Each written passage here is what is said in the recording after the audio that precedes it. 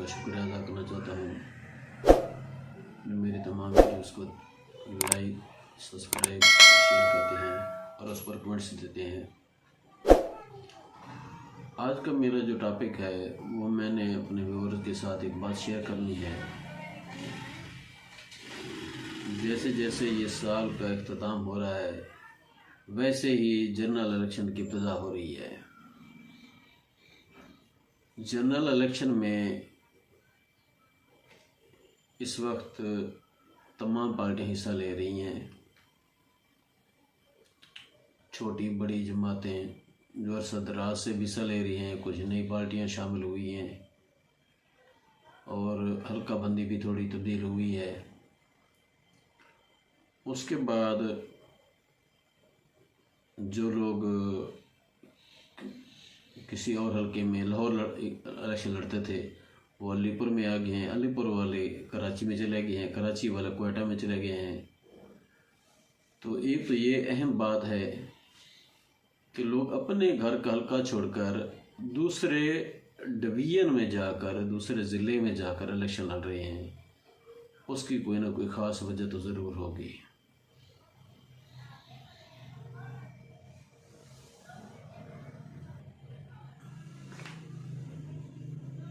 वो वजह ख़ास तो उन्हीं को मालूम होगी।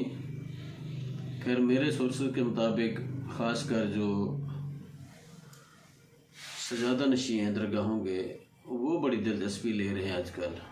पहले भी लेते रहे हैं लेकिन 10% कामयाब हुए, 90% नाकाम हुए हर इलेक्शन में। तो मेरे इस हल्के में N178 अलीपुर का डिस्ट्रिक्ट मुजफ्फरगढ़ की तहसील अलीपुर, इसमें तो इतनी गहमा गहमी हो चुकी है कि एक तो सियासी पार्टियां तो 4-5 हैं, लेकिन जो धड़ेबंदी है फ़लाँ ग्रुप फ़लाँ ग्रुप फ़लाँ ग्रुप, यानी कि जो मतलब इनके कौमियत परस्त के कौम होते हैं, जो तो ये गुपांग, बुखारी, शमसी, गिलानी, ETC एनीमान, ये तकरीबन 15 से 20 ग्रुप बन चुके हैं। शख्सियत पसंद अलहदा से लड़ रहे हैं। इसी तरह मुल्क के दूसरे हल्कों में भी यही सूरत हाल है और मैं तो ये समझता हूँ कि ये इलेक्शन पाकिस्तान की तारीख तब्दील करके रख देगा। 2024 8 फरवरी को होने वाला इलेक्शन पाकिस्तान की तारीख को तब्दील करके रख देगा। मेरा आज का मौजू भी यही है कि ये इलेक्शन, मैं दोबारा ये बात कर रहा हूँ, रिपीट कर रहा हूँ कि ये इलेक्शन पाकिस्तान की तारीख में इतनी तगय्युर तबद्दुल लाएगा कि अल्लाह ताला उस तगय्युर तबद्दुल को हमारे ऊपर अब्र करम की तरह बरसाए और पाकिस्तान दिन दुगनी रात चुगनी तरक्की करे और जमहूरियत परवान चढ़े। बात हो रही थी हल्का बंदी में कागजात जमा कराने की, तो आए रोज़ नित नई खबरें आई थीं कि जी फ़लाँ को पुलिस वालों ने पकड़ लिया, फ़लाँ के कागजात छीन लिए, फ़लाँ के कागजात जमा नहीं हुए, फ़लाँ के घर पुलिस चलेगी है, उसके घर को बाहर नहीं निकलने देती। ये जो ड्रामे यह कहे कुछ भी हैं, इनके साथ इलेक्शन को कोई सरोकार नहीं है। क्योंकि वोटर जब पोलिंग डे वाले दिन अपने पोलिंग बूथ के अंदर एक खुफिया जगह, मखसूस जगह जहाँ कोई और नहीं होता, खुफिया इसलिए कह रहा हूँ क्योंकि वहाँ और किसी की दखल अंदाजी नहीं होती, वोटर की अपनी मर्जी चलेगी कि वो जिसको चाहे, जहाँ उसका ज़मीर और दिल मुतमईन हो, उसको वोट देगा। तो मेरे ख्याल में ये जो लोग कह रहे हैं जी धांधलियाँ होंगी, धांधले होंगे, ये हम शुरू से सुनते आ रहे हैं और ख़ासकर चोर मचाए शोर वाला नुक्ता या जुमला बिल्कुल फिट आता है इस बात पर कि जब भी हमने देखा कि जो इलेक्शन से पहले शोर मचाते थे कि भी धांधली होगी, ये होगा, फलां होगा, उनको अपने करतूत नज़र नहीं आते थे कि वो आवाम के साथ राब्ते में क्यों नहीं रहे, अपने वोटर को फैसिलिटेट क्यों नहीं किया, अपने इलाके के तरक्याती काम क्यों नहीं कराए, अपने इलाके के साथ रवाबित क्यों नहीं रखे, वहाँ के मुंसलिक आवाम से साथ मुंसलिक 24 घंटे क्यों नहीं रहे, जिसे कहते हैं ना फसली बटेरे। ये 5 साल के बाद आती हैं फिर चले जाते हैं। 5 साल हल्के जब नज़र नहीं आओगे तो फिर तुम्हें धांधली और धांधला तो नज़र आएगा। माजरत के साथ अगर किसी को ये बात बुरी भी लगे तब भी मैं कहूँगा कि जब आप अपने हल्के से आउट होते हैं फिर आप वोटर से कैसे उम्मीद कर सकते हैं कि वो मुझे इलेक्शन वाले दिन वोट देगा। किसी को आप स्ट्रेस नहीं कर सकते। हाँ, कुछ लोग हैं जो गोदागिरी जागीरदाना निज़ाम के तहत मजबूर हैं, खुशी से वो भी नहीं देते। हमारे चारों सूबों में कुछ इलाके ऐसे हैं जहाँ पर जागीरदार निज़ाम अब भी है। इस जदीद दौर में अब भी जागीरदारा निज़ाम चल रहा है कि एक आम आदमी को अपना हक मांगने की इजाज़त नहीं होती, अपने हक के बारे में बात करने की इजाज़त नहीं होती, अपने मनपसंद बंदे को वोट देने की इजाज़त नहीं होती। ये बात बिल्कुल अथेंटिक है और उस पर मैं इत्तेफाक करता हूँ। और जो लोग इत्तेफाक नहीं करते उनको मैं कहीं कमेंट्स में लिखें, मैं उनको वो जगह दिखाऊंगा, वो हल्के दिखाऊंगा जहाँ पर वो जाकर देखें कि किस तरह वो वोटर मजबूर होकर अपनी ज़िंदगी गुजार रहे हैं। इस 10-12 साल में नहीं, 20 साल में नहीं, अरसा दराज से, हमारी पैदाइश से पहले से। तो इस बार मैं ये उम्मीद ज़रूर करता हूँ तगय्युर तब्दुल इस तरह होगा कि जिस तरह तकरीबन सर्वे हुए हैं पूरे पाकिस्तान में, हर सूबे में, हर ज़िले में, हर तहसील पर सियासी समाजी लोगों ने, मीडिया के लोगों ने या किसी और मतलब जिस तरह के इश्यूज पर बात करें, मतलब एक सर्वे किया है कि आप किसको वोट देंगे। इलेक्शन का जो सर्वे हुआ है उसके मुताबिक तो मुझे नज़र आ रहा है कि वोटर पहले तो कुछ होता था, इस बार अपनी मर्जी ज़रूर करेगा।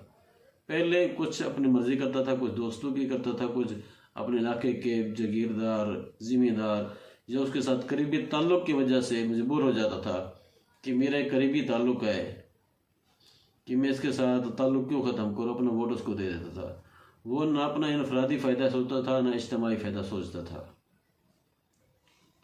ये जो 24 में होने वाला इलेक्शन, मुतवक्के 8 फरवरी को जो इलेक्शन हो रहा है, इसमें जहाँ तक मेरी कुल जहन बात है, अक्ले कम से मैं बात कर रहा हूँ कि वोटर कम अज़ कम इज्तिमाई मफादात, इलाके के मफादात, तरक्की और शख्सियत को वोट देगा, ना कि वो गोदागिरी को देखेगा, ना कि वो PML नून, PTI, पीपल्स पार्टी, लबैक, किसी को नहीं देखेगा। वो अपने इलाके के मफाद को देखेगा, अपने इज्तिमाई मफाद को देखेगा। इनफरादी मफाद को कम देखेंगे इस तरफ लोग, क्योंकि लोगों ने इनफरादी मफाद की सज़ा भुगत ली है। महंगाई की सूरत में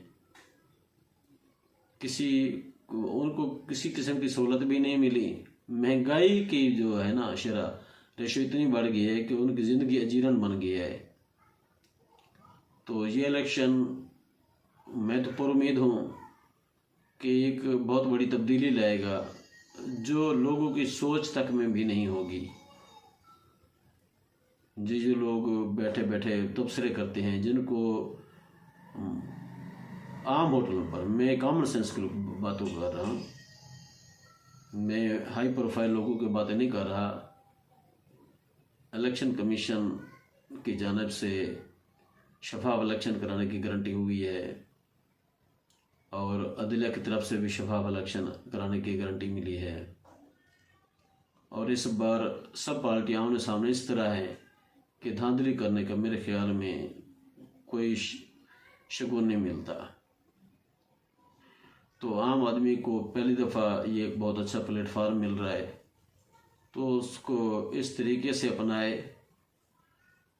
कि अपने इलाके के कम अज़ कम इज्तिमाई मफादात, तरक्याती काम, पाकिस्तान की फलाह बहबूद, अपने इलाके की फलाह बहबूद को मद्देनज़र रखते हुए पहले पाकिस्तान फिर अपने तरक्याती कामों को प्रेफर करे और फिर वोट इंदराज करे, फिर उसको मतलब वोट कास्ट करे। पाकिस्तान है तो हम हैं, अगर पाकिस्तान नहीं है तो हमारी कोई वैल्यू नहीं है। ये अलग बात है कि पाकिस्तान में इश्यूज़ बहुत सारे हैं, मैं अपने पिछले ब्लॉग में कह गया हूँ कि पाकिस्तान में इतने इश्यूज़ हैं कि लोग बाहर जाने को, उड़ान भरने को बैठे हुए हैं इंतज़ार में कि हमारा कोई जुगाड़ लगे हम बाहर चले जाएं। लेकिन मैं अल्लाह ताला की ज़ात से पुर उम्मीद हूँ, ला तक़नतु मिन रहमतिल्लाह, कि ये इलेक्शन फ्री एंड फेयर होगा इंशाअल्लाह। और इस इलेक्शन में हर वोटर को इतना अख्तियार तो ज़रूर होगा कि वो अपनी मर्ज़ी के कैंडिडेट को वोट दे सके। उसके बाद जो हुकूमत बनेगी मखलूत बने या किसी एक पार्टी को, वैसे तो नज़र नहीं आ रहा कि एक पार्टी कोई भी हो कि वो 2/3 अक्सरियत ले जाए। बनेगी तो मखलूत हुकूमत। अपने अपने सूबे में तो मेरे ख्याल में सब ने वर्क कर लिया है और अब सबकी नज़र पड़ेगी 13 जनवरी के बाद फेडरल पर। लेकिन ये नज़र उस वक्त पड़ती है जब 8 जनवरी की शाम को नताइज आते हैं, आना शुरू होते हैं और 1-2 दिन में नताइज मुकम्मल हो जाते हैं। उसके बाद पानी का पानी, दूध का दूध हो जाता है।